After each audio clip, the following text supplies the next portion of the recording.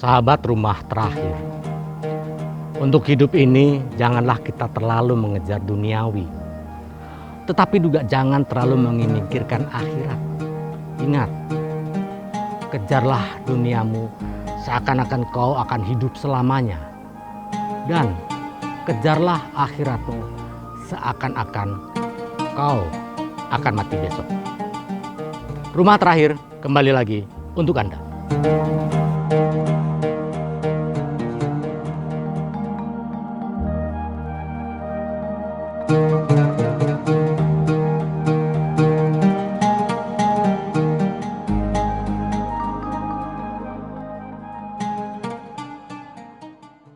Sahabat rumah terakhir, untuk perjalanan kita kali ini, kita sekarang lagi ada di mana Pak Aziz? Daerah Kampung Sawah. Kampung Sawah. Makam siapa, Bang Miki? Makam Syekh Lukman Hakim. Makam Syekh Lukman Hakim. Kamu siapa? Enggak tahu. Ya enggak lah. Kan aku udah janjian sama Pak Ade. Iya benar. Jadi kemarin aku sempat lihat Pak Ade. Pak Ade ada apa konten rumah terakhir. Ya. Aku nonton. Kok aku agak tergerak ya, pengen ikut gitu. Ada banyak pertanyaan pasti. Iya, karena yang Pak Ade datangin tuh kan ini apa Sohibul Makom ya? Sohibul Makom. Wali-wali yang ada di Indonesia yang memang menyebarkan ajaran Islam dulu-dulu gitu. Dan yang saya tahu kan cuma Wali Songo aja Pak Ade. Betul sekali. Banyak yang nggak saya tahu nih. Nah, nanti Anda berada di jalan yang tepat. Karena ada Bang Miki, ada Bang Aziz. Yang mereka akan mengetahui semuanya tentang makom-makom yang ada di dunia ini. Jadi kita langsung menuju saja. Kita langsung masuk. Yuk, silakan. Ini pintu gerbangnya. Oh ini ya? Pintu masuk. Pintu masuk. Sebentar. Kalau masuk ke sebuah makam, itu ada tata caranya. Maksudnya apa deh? Ada wudhu dulu, terus kemudian salam ke Sohibul Makom. Gitu kan? Gitu ya? Enggak sia-sia mondok kemarin di Nurul Kolbi. Gitu kan? Berapa, 2 hari. Untuk Ntar dulu nih Pak Ade nih, Bang Miki nih. Wudhu tuh bukannya kalau kita mau sholat? Ya memang wudhu itu ketika kita mau sholat memang harus berwudhu juga. Tapi kan alangkah indahnya kita ke tempat para orang alim. Ya makam orang alim itu kita dengan bersucikan diri juga. Jadi nggak bisa nyelonong kecil. Masuk aja gitu Iya, ya. ada tata caranya, ada adabnya. Itu yang salam tadi buat itu salam mah gampang. Bukan Bang Miki. Selalu begitu deh. Bukan salam begini Pak Ade, bukan ya? Gimana Pak Ade? Untuk salamnya silakan Bang Aziz. Saya tidak hafal. Untuk salamnya Pak Ade ya. Untuk salamnya nanti kita habis selesai wudhu, bersuci, baru kita masuk ke Sohibul Makom, baru kita ngucapin salam.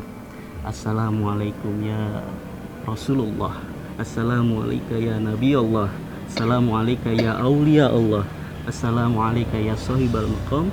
Assalamualaikum ya Ahlal Kubur. Minal muslimina wal muslimat wal mu'minina wal mu'minat. Antum lana salafun wa nahnu insyaallah bikumul lahiqun. Jadi bukan salam kayak kita pengen bertamu, assalamualaikum gitu, kagak. Saya pikir begitu dulunya. Kagak. kalian tuh assalamualaikum ya ahli kubur gitu. Enggak gitu ya. Ya ada tata caranya. Siapa yang didahulukan dan siapa yang diakhirkan. Nanya lagi Pak Ade nggak apa-apa ya? Nanti kepanjangan nanti pertanyaannya. Oke, sahabat rumah terakhir, kita langsung masuk ke Sohibul Makom dan sepertinya alhamdulillah hari ini tidak begitu ramai, jadi kita bisa langsung bertemu ke Sohibul Makom. Yuk kita meluncur. Jadi nanya ntar aja nih. Ntar aja. Ntar aja benar ya.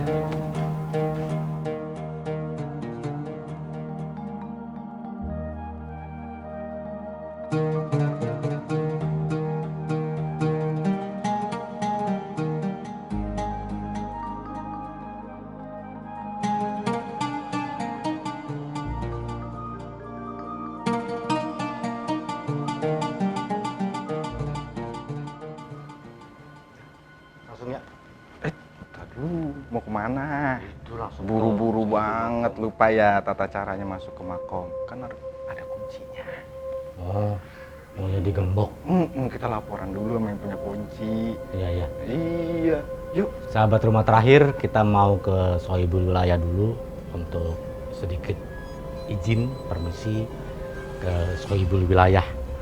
Mungkin ada sekitar. Sohibul Wilayah itu apa Pak? Saya tidak tahu. Ya kan makanya saya Iya tanya. betul. Sohibul Wilayah ada, tolong Bang Niki jelaskan. Kok dilempar Ya ke takut salah, saya takut salah. Kalau kata orang warga mah ya, yang punya lingkungan. Yang punya lingkungan. RT maksudnya? Bukan, Beda itu mah. kuncen. Oh. Kuncen. Ya. Habis namanya baru, tahu kalau kuncen mana tahu. Ya. Ya, kita di sebelah sana sepertinya. Pak Haji jalan. Ya. Iya. Kita mau masuk ke dalam, Pak Haji. Maaf, dengan Pak Haji siapa? Saya Pak Edi. Oh, Pak Edi. Pak Edi, kita mau masuk ke dalam sepertinya lagi dikunci. Pak Edi bisa mimpin kita untuk doa? Ya, Atau kalau memang perlu ya, insya Allah. Ya, pimpin kita, Kalau Pak pimpin, Edi. Ya.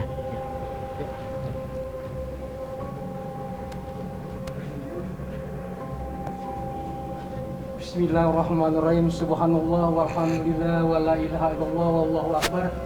Subhanallah walhamdulillah wa la ilaha illallah wallahu akbar. Subhanallah walhamdulillah wa la ilaha illallah wallahu akbar. La haula wa la quwata illa billahil azim. Bismillahirrahmanirrahim. Masyaallah, masyaallah di kuarta Nabi bintang alamnya. Assalamualaikum ya awliyaullah sankum yusyaradun lukmanul hakim. Fihaja maqam teramasirul sawabaru. Waalaikumsalam walhamdulillahirabbil alamin.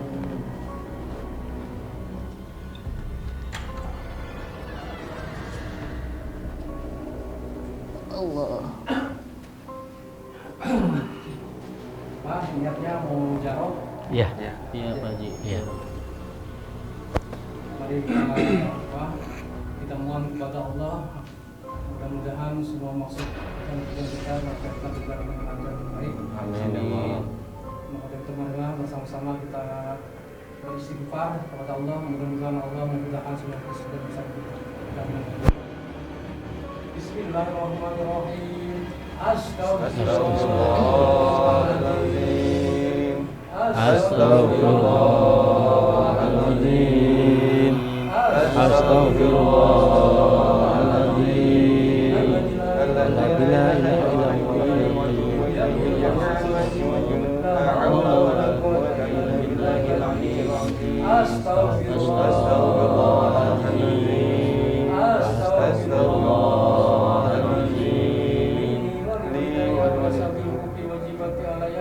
Walimasahina walibagina qorobatina wali jami'il muslimin wal muslimat wal mu'minina wal mu'minat wal amwat wa tubilai. A'udzu billahi minasy syaithanir rajim. Bismillahirrahmanirrahim. Alhamdulillahi rabbil alamin arrahmanir rahim maliki yaumiddin. Iyyaka na'budu wa iyyaka nasta'in. Ihdinas siratal mustaqim. Siratal ladzina an'amta 'alaihim ghairil maghdubi 'alaihim waladdallin.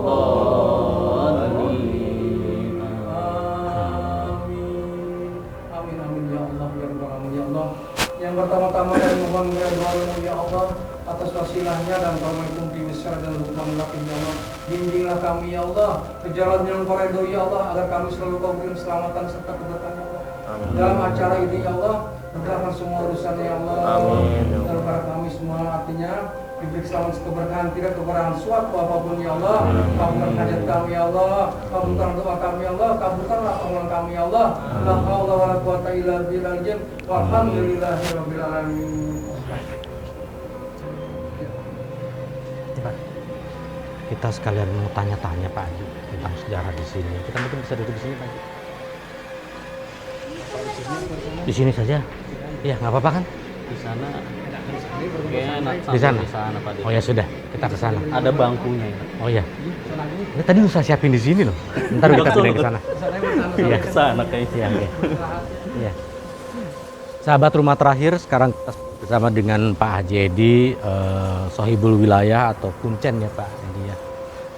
Iya, biar masyarakat luas biar tahu Kuncen dari sini ya. Itu awalnya bagaimana? Saya manggil Pak Edi aja ya. Iya.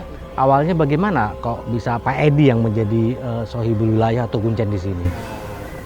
Jadi ceritanya gini, memang sedikit panjang ya.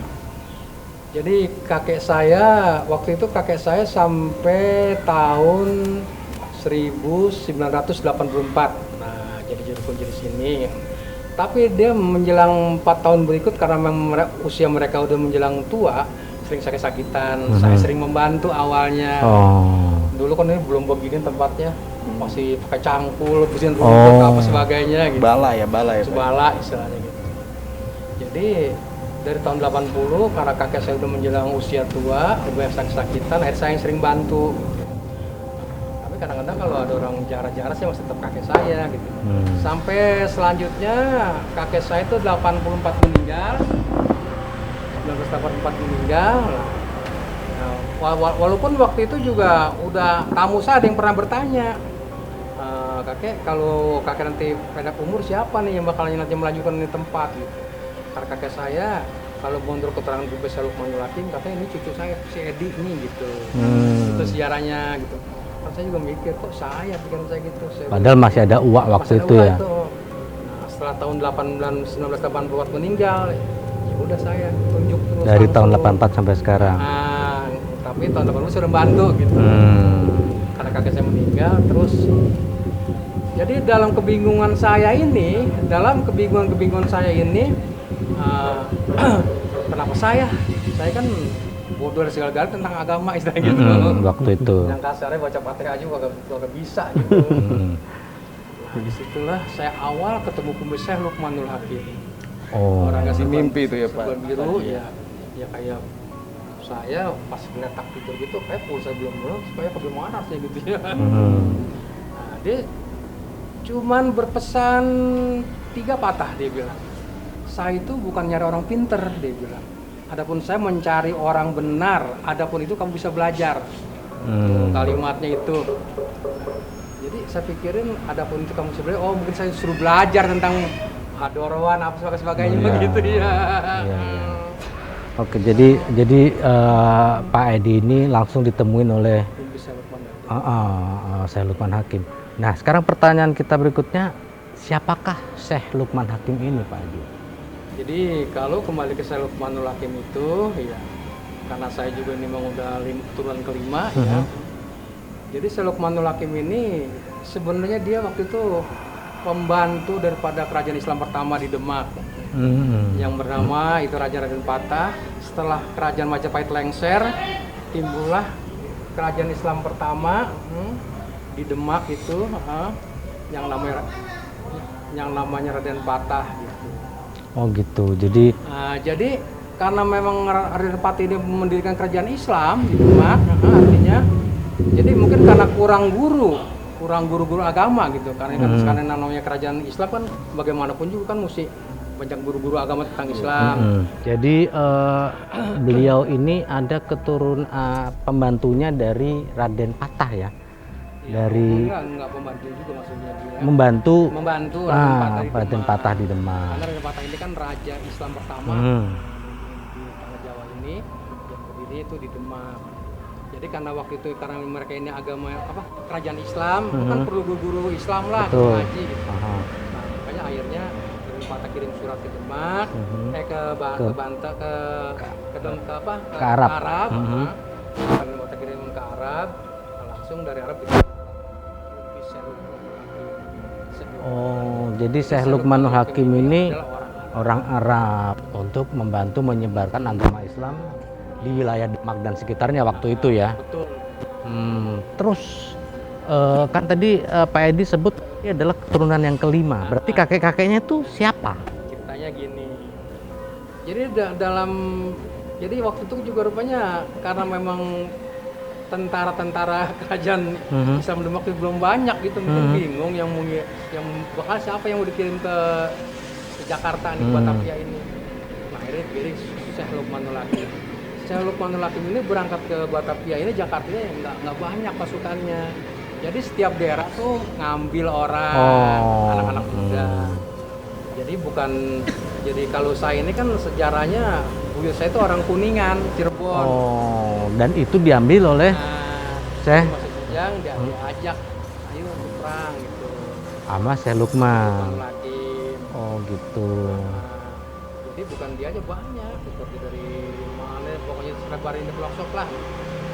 Jadi sebenarnya kalau kita runut bahwa Pak Edi ini memang keturunan langsung dari sahabat dekatnya dari Syekh Lukmanul Hakim.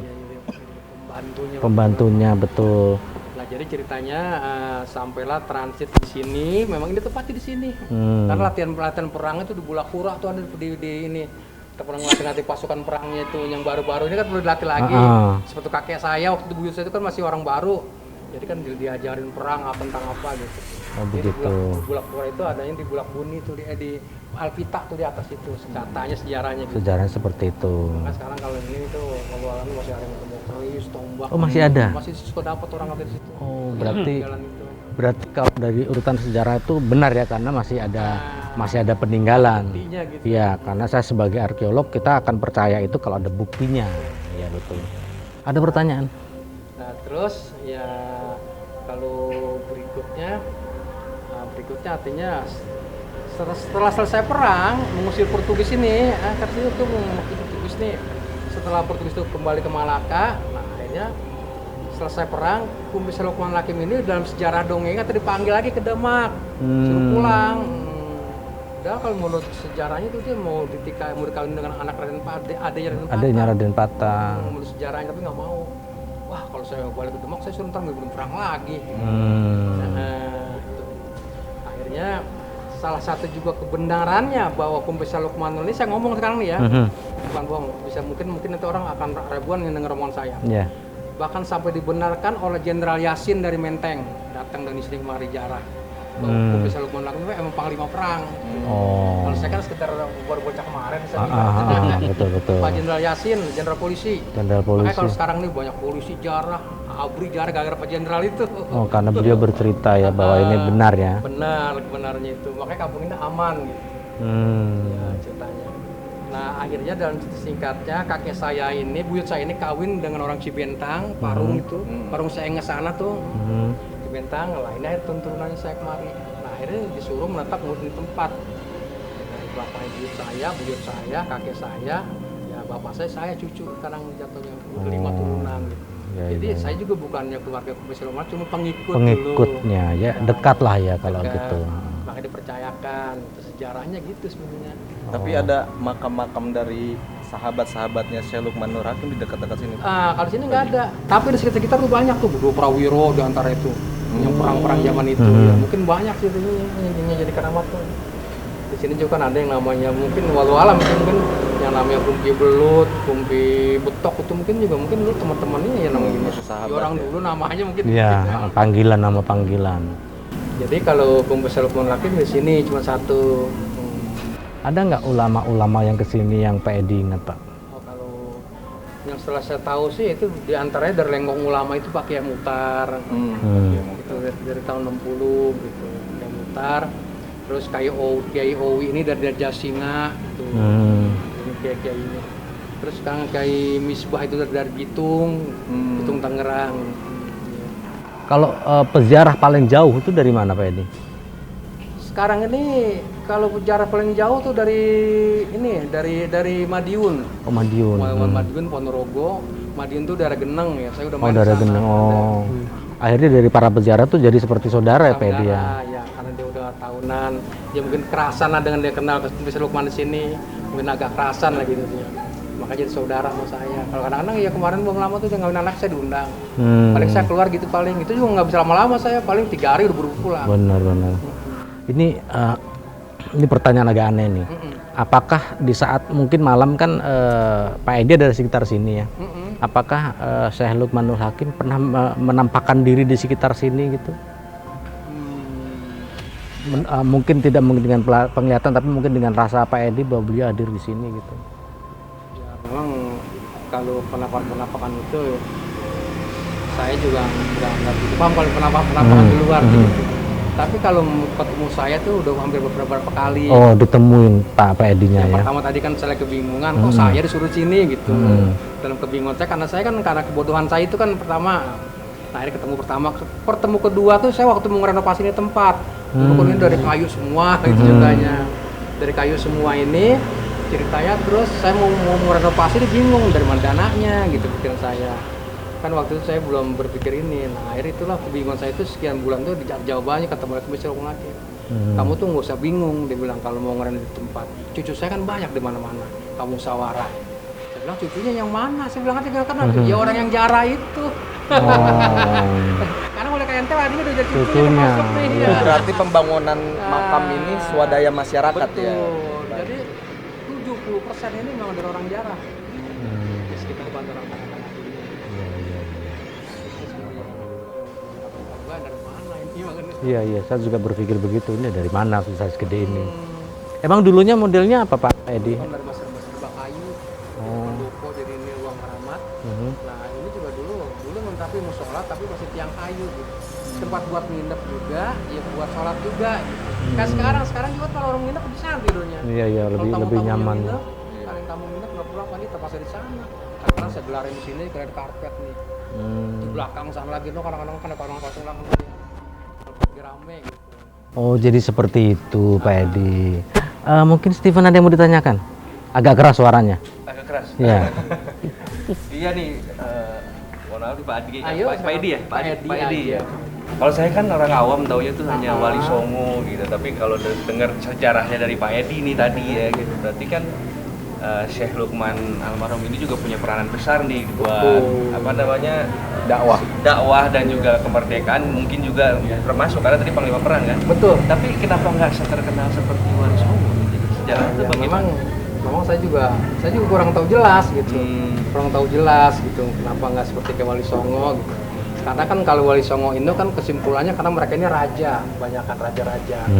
Jadi lebih dikenal masyarakat banyak. Kalau mereka kan bukan raja, orang biasa maksudnya begitu. Apalagi mereka ini termasuk ngumpet seperti di Cirebon, Syarif Zaitullah itu apa Sultan itu kan raja. Seperti di Banten, Amulang Sadudin itu kan raja. Tapi mereka ini bukannya raja gitu.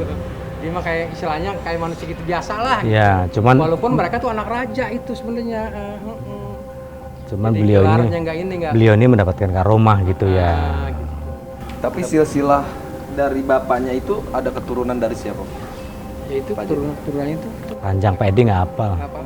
bukan nggak hafal ya, masa memang nggak Iya, hafal ya. memang nggak dihafalin sama Pak Edi. Proluda dari Prabu Siliwangi. Oh iya bener. Keturunan. Bang Aziz ada yang mau ditanyakan? Cukup ya. Baik, sahabat rumah terakhir, untuk sejarah dari Syekh Lukmanul Hakim sepertinya sudah jelas sekali, dan ini berbeda dengan perjalanan kita sebelumnya. Dan ternyata Syekh Lukmanul Hakim ini adalah seorang panglima perang di zamannya Raden Patah Demak ya. Itu tahun 1525 sampai 1615 kalau tidak salah ya. Ya, saya tahu sekali kalau Di sejarah kelahirannya Pak Ade juga tahun segitu. bukan. Saya tuh arkeolog jadi saya tahu. Ya jadi beliau umurnya 90 tahun ya. Betul. Zaman segitu ya. Oh, Pak Ade berapa umur ini? Saya kan masih 25. Asal.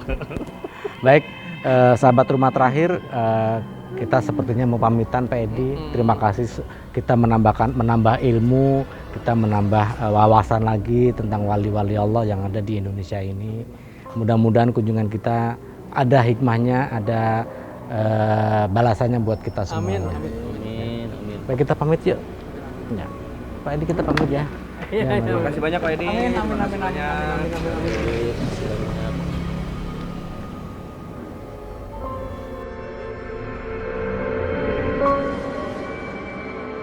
Sahabat rumah terakhir, tadi kita sudah pamit, ternyata masih ada satu sisa pertanyaan nih Pak Haji. Kita lagi di depan sebuah pohon, ini pohon ini dari dulu ya? Oh di depan Pak De, Hah? belakang. Kita di depannya. Depan itu depan. Di depan. Iya. Dari zaman kakek saya. Cuman ini udah yang kedua ini. Tahun 2000 saya potong, saya tanam lagi ini. Oh, Berarti sekarang baru umur 20 tahun. sudah 20 tahun. Untuk apa dulu pohon di sini tuh? Niatnya hanya untuk pengadem-pengadem aja sih. Oh, pengadem. Pengadem-pengadem aja soalnya sejuk gitu. Terus ada yang saya dengar nih untuk ikat kuda atau apa itu? Oh, itu sebelum itu. Iya. Jadi di sini tuh Di tempat sini. ikat kuda. Maksudnya tuh kuda gimana Pak Haji? Jadi Jadi waktu itu kan zaman itu mungkin Gumbes Lukman itu kan kalau keluar daerah pakai kuda. Jadi ini tempat penambatannya diikat. Oh begitu. Jadi Kunci. diabadikan terus ya untuk Jadi ini mengenangnya. tujuh sejarah pohon ini nggak bisa dihilangin. Anehnya dipotong nih pisau, tapi hidup lagi gitu. Oh gitu. Kelebihannya begitu. Ya wallahu alam lah ya, sahabat rumah terakhir. Baik, dan Steven ada masih pertanyaan lagi mumpung masih bersama kita. Sudah alhamdulillah ya. Ini hari pertama. Mumpung mau tanya sama Bang Aziz. Ya, Nanya apa nih? ini alhamdulillah nih udah dapet ilmu baru ya. Alhamdulillah. Orang-orang soleh yang zaman dulu yang saya nggak tahu gitu kan. Tapi dari yang saya mau tanyain ya sama Bang Diki, Bang Aziz, manfaatnya untuk kita apa sih dengan kita menziarahi makam orang-orang soleh nih? Ya, teringat dengan salah satu hadis Rasulullah, Bang Stephen ya. Rasulullah Shallallahu Alaihi Wasallam bersabda di dalam hadisnya, dan ini adalah hadis sahih Itu. yang berkata Rasulullah, man zaro aliman faka'an nama zaroni, man sofaha aliman faka'an nama sofahani, man jalasa aliman faka'an nama jalasani fid dunya. Yang artinya, man zaro aliman faka'an nama zaroni, siapa orang yang menziarahi, berkunjung orang-orang alim, baik yang masih hidup atau telah wafat, faka'an nama zaroni, maka dia bagaikan mengunjungi Rasulullah. Nah, sama aja berarti kita tadi berziarah ke makam Syekh Luqmanul Hakim, sama aja kita menziarahi makam Rasulullah. Man sofaha aliman, siapa orang yang berjabat tangan musafaha dengan orang-orang alim, faka'an nama sofahani, itu bagaikan bermusafaha dengan Rasulullah. Manjalasa aliman, siapa orang yang duduk bareng orang alim, ulama, faka'an nama jalasani fid dunya, maka dia bagaikan duduk bersama Rasulullah. Amin. Mungkin ada banyak nanti kalau diceritakan tadi bisa sampai pagi kita di sini podcast ya. Sekarang Mungkin aja waktu. Iya, secara singkat aja, insya betul, Allah. Sama aja kita menziarahi Rasulullah Shallallahu Alaihi Wasallam, dan mudah-mudahan kita nanti tinggal bersama Rasulullah di surga Allah Subhanahu Wa Taala. Jadi sebelum kita kalau yang belum bisa ziarah ke makam Rasulullah Sallallahu Alaihi Wasallam ya kita datangi. Nah, benar kan memang butuh uang yang banyak, ya kan, untuk mengunjungi makam Rasulullah. Baik sahabat rumah terakhir, karena waktu sudah menunjukkan pukul 3.00, kita mau pamit. Mudah-mudahan hari ini bermanfaat untuk sahabat rumah terakhir. Terima kasih. Billahi taufik wal hidayah. Wassalamualaikum warahmatullahi wabarakatuh. Waalaikumsalam warahmatullahi wabarakatuh.